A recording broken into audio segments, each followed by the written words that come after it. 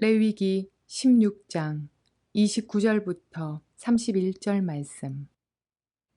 너희는 영원히 이 규례를 지킬지니라.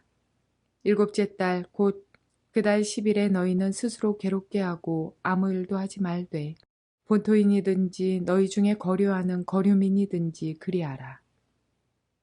이날에 너희를 위하여 속죄하여 너희를 성결하게 하리니 너희의 모든 죄에서 너희가 여호와 앞에 정결하리라. 이는 너희에게 안식일 중에 안식일인즉 너희는 스스로 괴롭게 할지니 영원히 지킬 규례라.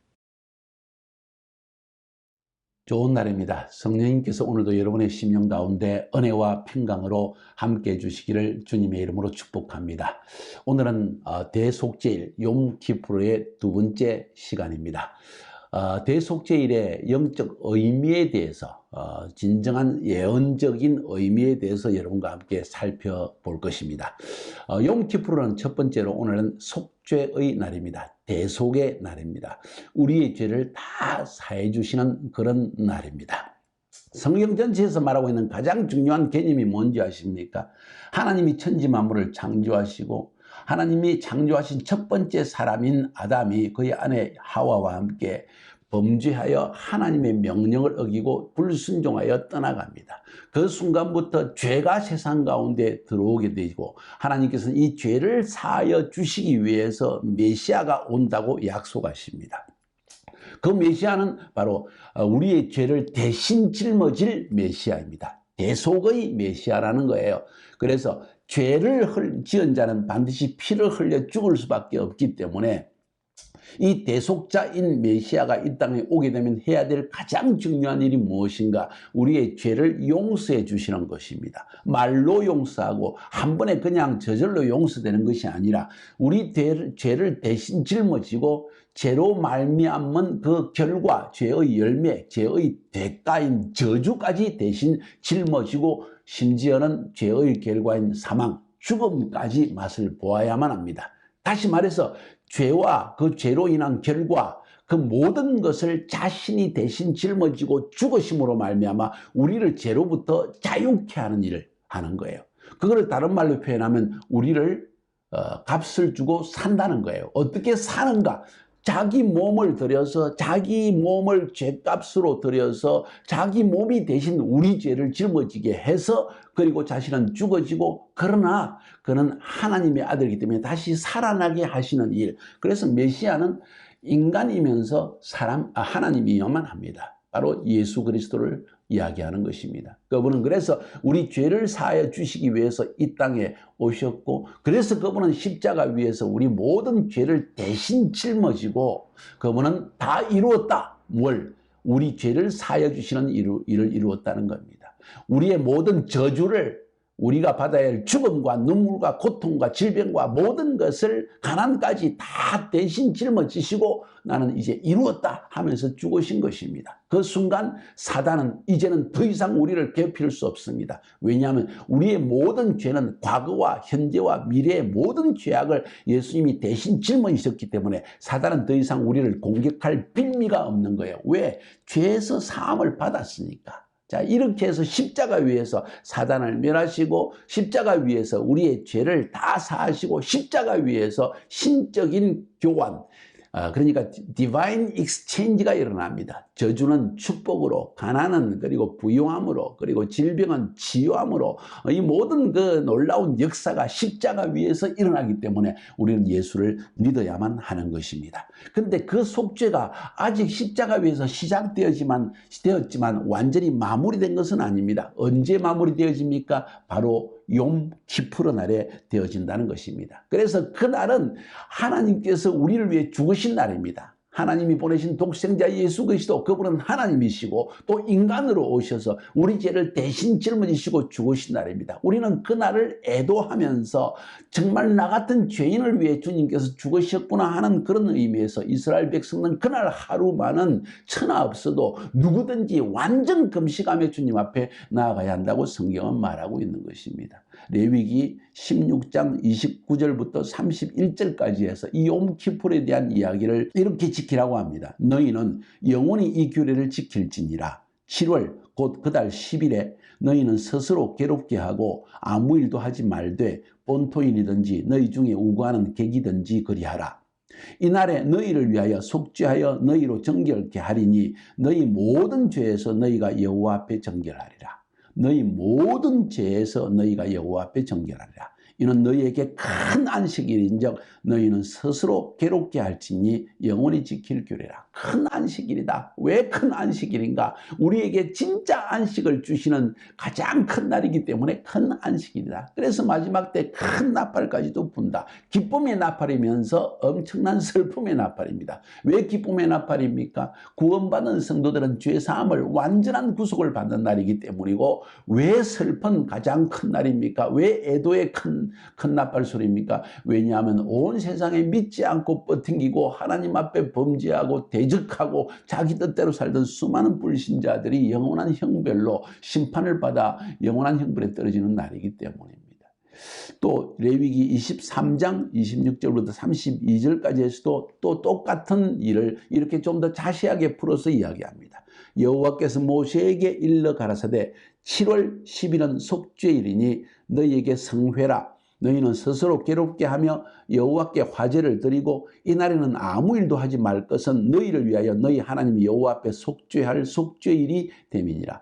이날에 스스로 괴롭게 하지 아니하는 자는 그 백성 중에서 끊쳐질 것이라. 이 말은 금식하라는 것입니다.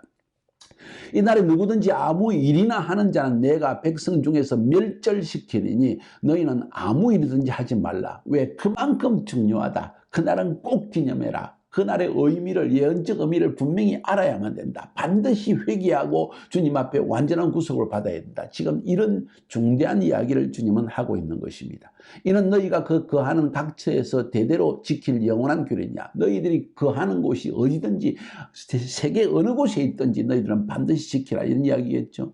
이는 너희의 쉴 안식이라. 너희는 스스로 괴롭게 하고 이달 9일 저녁 곧 그 저녁부터 이튿날 저녁까지 이 안식을 지키라 하는 이야기를 합니다. 왜? 그날은 완전한 속죄가, 완전한 대속이, 완전한 구속이, 완전한 구원이, 제사함이 이루어지는 날이기 때문입니다. 우리는 그날을 기다리고 있습니다. 그날을 소망하고 있습니다. 그렇지 않습니까? 지금도 여전히 우리는 죄악 가운데 있지 않습니까? 죄로 인한 죄책감으로 우리는 고통당하고 있지 않습니까? 그러나 나팔절의 시즌에 주님 앞에 금식하며 나아가고 회개할 때 대속죄일에 주님은 완전한 죄를 사해 주시고 하나님 앞에 나와서 회개하는 자를 보시고 너는 나를 인정하는구나. 내 앞에서 진정으로 너의 마음을 쏟는구나. 하나님을 인정하고 하나님께 회개하고 나의 모든 죄악을 인정하는 우리들을 주님은 받아주시고, 그리고 욤키푸르 대속죄일이 되었을 때 우리를 완전한 죄에서 자유케 되는 은총을 베풀어 주신다는 것입니다. 그래서 로마서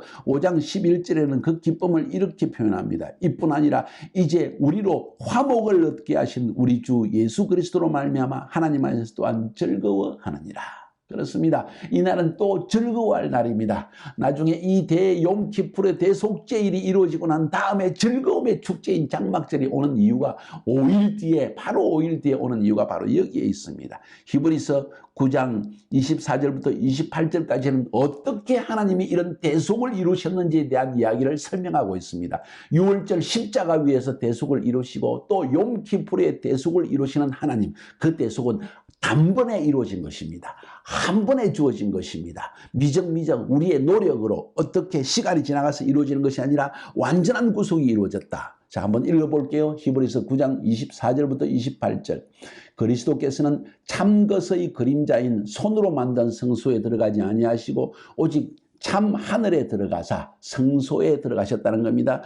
이제 우리를 위하여 하나님 앞에 나타나시고 대제사장이 해마다 다른 것의 피로서 성소에 들어간 같이 자주 자기를 드리려고 아니하실지니 그리하면 그가 세상 창조할 때부터 자주 고난을 받았어야 할 것이로되 이제 자기를 단번에 제사로 드려 죄를 없게 하시려고 세상 끝에 나타나셨느니라.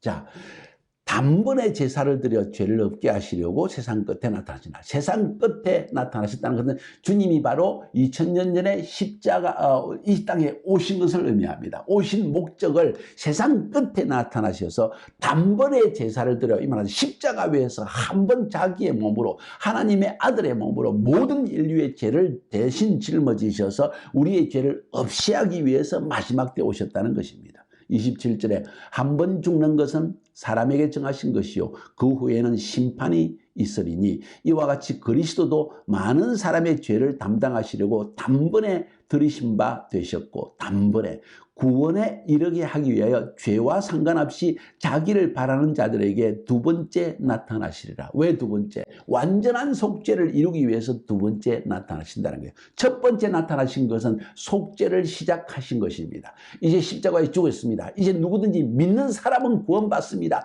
그 믿는 과정이 욤키푸르의 시즌까지 계속되는 거예요.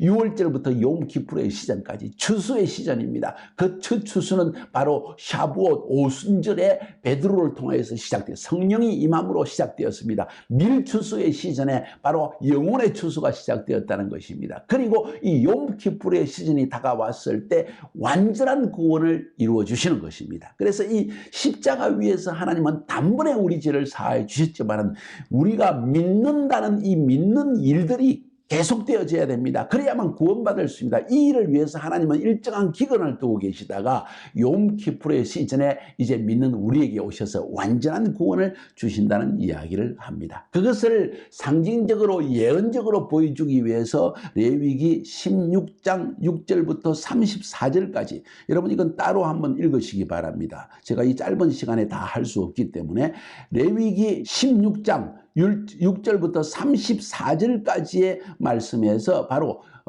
대속죄일 욤키푸르 때 무슨 일을 해야 되는가 하는 것을 설명해 주고 있습니다. 제가 간단하게 설명해 드릴게요. 대속죄일에 대제사장은 송아지와 두 마리의 염소를 잡습니다. 송아지는 대제사장 자기를 위한 속죄의 제물로서 하나님께 드리는 것이고 두 염소는 백성들의 죄를 사하기 위한 염소입니다. 그래서 두 마리의 염소를 이름을 달리합니다. 오른편으로 뽑는 염소는 라 아도나이, 주님을 위한 여호와를 위한 염소입니다. 하나님께 드리는 염소, 하나님께 드리는 염소, 하나님께 드리는, 예수님은 자신을 하나님께 드렸습니다. 왼쪽 손으로 뽑는 염소를 라 아자젤, 아사셀 염소라고 합니다. 이 아사셀 염소, 아사셀이라는 것은 떠난다는 뜻입니다. 이것을 70인역 셈투아진트 헬라어 구약 성경에서는 스케이프곶, 그러니까 속죄 염소, 죄를 사하는 염소, 그러니까 우리 죄를 대신 짊어지는 염소, 인간을 위한 염소, 이것은 하나님을 위한 염소, 혹은 사단에게 값을 치르는 염소. 그래서 아자젤을 마치 사단이라고 칭한 사람들도 있습니다. 온 이스라엘을 위해서 이 두 염소를 상징하고, 예수 그리스도는 이 두 염소를 바로 두 염소가 해야 할 일을 한 분 예수 그리스도께서 그는 대신 짊어지시고, 하나는 하나님을 위해 자기 몸을 드렸고 하나는 인간을 위해 드리면서 사단에게 죄에 대한 값을 치르는 염소의 역할 하면서 주님은 이 땅에 오셨다는 것입니다. 그러면 대제사장이 이 두 염소 위에 안수를 하고 한 마리는 여호와께 드리고 한 마리는 이 아사젤 염소라고 하는데, 염소 위에 안수해서 이스라엘의 모든 죄악을 여기에다 쏟아붓습니다. 고백을 한 다음에 약 20km 이상 떨어진 곳으로 데려가서 절벽 아래로 아사셀 염소가 떨어져서 죽게 했습니다. 이것이 아사셀 염소입니다. 이 염소를 데리고 나가기 전에 염소의 뿔에다가 홍색 실, 붉은색 실을 감고 줄을 감고 그리고 성전문에도 감습니다. 성전문에 감는 이유는 예수 그리스도께서 이 성전문을 통해서 우리 죄를 사하기 위해서 하나님의 성소에 들어가셨다는 걸 상징하는 것이고, 이 바로 아사셀 염소 위에 묶었다는 것은, 아사셀은 우리 죄를 대신 짊어지고 피를 흘려 죽은 이런 염소, 바로 어린 양 예수 그리스도를 상징하는 겁니다. 그 당시에 아사셀 염소를 고대 이스라엘의 현인들은 어떻게 이해했을까요? 반은 염소, 반은 사람인 신으로 인정을 했습니다. 그래서 마치 그들은 이 아사셀 염소가 네피림의 후손이라고 생각을 했습니다.